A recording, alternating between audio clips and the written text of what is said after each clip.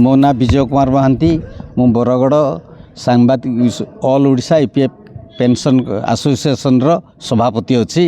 एवं आमे आज बरगड़ जिलापाल को आमर पेंशन वृद्धि लगी गोटे दाबीपत्र दबार लगी एठाकू आसीछु। आमर उद्देश्य है आमे मान सरकारी कर्मचारी माने आम सांगे काम करी सी आमे जेतिकी दरमा पाउथलु से माने सेतिकी दरमा पाई रिटायर्ड कले मध्य से माने 35,000 रु 1 लाख टंका पर्यंत दरमा पाउछंती। आमे माने 800 रु 2600 3500 बेसी बढ़ी बढ़ी 3500 पर्यंत पेंशन पाऊछु। यही पेंशन को आमको सर्वनिम्न 9,000 टंका ता सहित महंगा भत्ता दबार लगी आमे दाबीपत्र करने सहित आमे वयोज्येष्ठ व्यक्ति माने डाक्तरखाना किपरि मागणा चिकित्सित हो पारिबु ये सुविधा आमको केंद्र सरकार प्रदान करू से दाबी नहीं आमे गत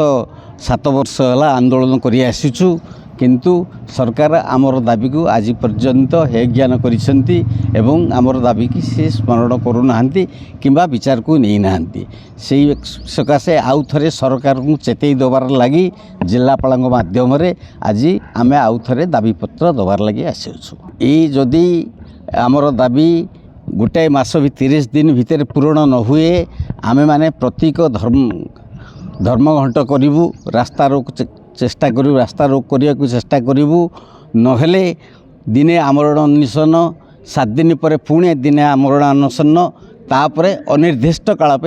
आमरण अनशन करूँ एमती निष्पत्ति आमर ऑल इंडिया लेवल रे निया जाइछि एवं से जेबे आमको ए विषय जनइबे आमे बरगड़ जिल्ला रे ताकू कार्यकारी करिबारे चेष्टित हेबु एवं ताकू सफल किपरि हेबु सेतरे आमे निश्चिंत लागिबु। मोर ना अच्युतानंद महापात्र आमे 2018 सालू आज पर्यंत ये पेंशन वृद्धि लगी केंद्र सरकार ठारे दाबी करूँ अथच केंद्र सरकार बिल्कुल कर्णपात न करबार आमे पार्लियामेंट क्वेश्चन भी करालु न तार सत्वे भी सरकार तुन पड़ी अच्छे आमे केंद्र सरकार के जन देवा लगी चाहूँ जे आमे बहुत अभाव रे चलुछूँ खाबार लगी दाना न पाइबार हजबैंड वाइफ जुड़े भूखे मरुछूँ आमको 800-700 टंका रू आरंभ करी 3500 टंका पर्यंत पेंशन मिलूचे एवं सेटा अधिका पैसा देकरी मिलूचे सोच न दबार आमे चाहूँ जे आमको मिनिमम 9,000 टंका पेंशन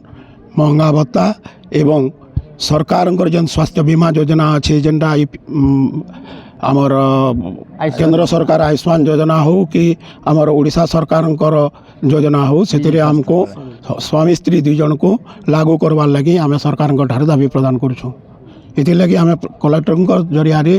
प्रधानमंत्री नरेंद्र मोदी को दाबी दौछूँ दीर्घ 8 वर्ष है दाबी दे आसुले न्याय सुनबारटा अत्यंत खेवर विषय।